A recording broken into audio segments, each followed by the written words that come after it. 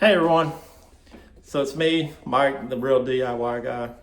Um, I had thought about, I never really showed you guys what the texture on the walls look like. I didn't give you an up close.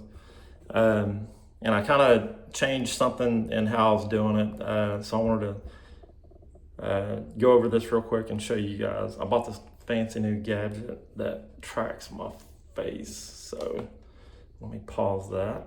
And so there you go. You can kind of see how that texture came out. I think it's going to look pretty good. And I have those spots right here that still need to be done. So I'm gonna actually show y'all what I changed to, and see if I can get this fancy little setup here to work right. Let's see here. Okay. So, yeah, so what I actually changed over to was, I had gone to Home Depot and I bought this.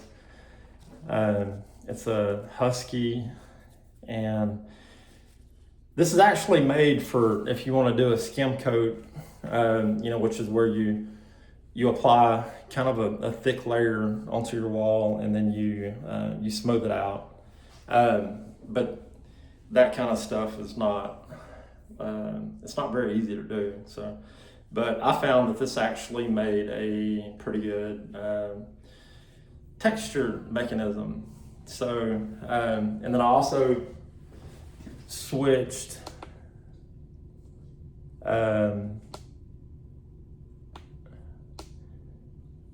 over to a lighter mud product. It's actually it's a +3. This turned out it seemed like it worked a little bit better. It wasn't quite as thick. And so what I'm gonna do, I noticed that I've got these spots right here that I need to kind of hit with a little bit of the mud and let them dry. And so I'll show you guys what I actually ended up doing. So in order to do this,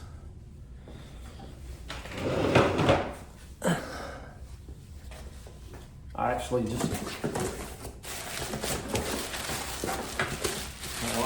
I'll show you guys what I'm doing, but and this stuff can make a big old mess if you're not careful.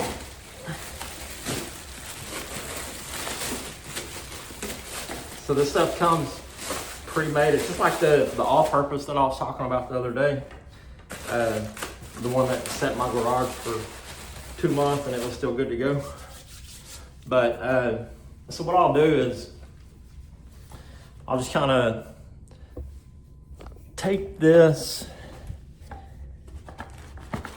and I did kind of thin it out with I put some water in there when I used it the other day.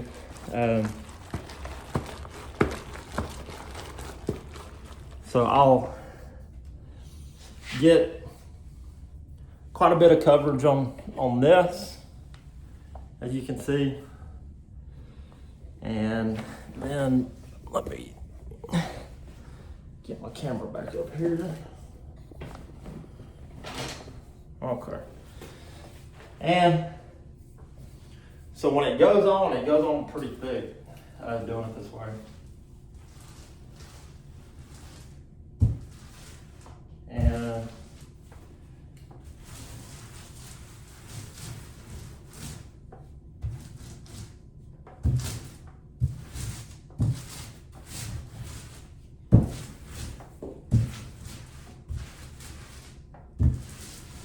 And I did notice if you make just a one pass with it,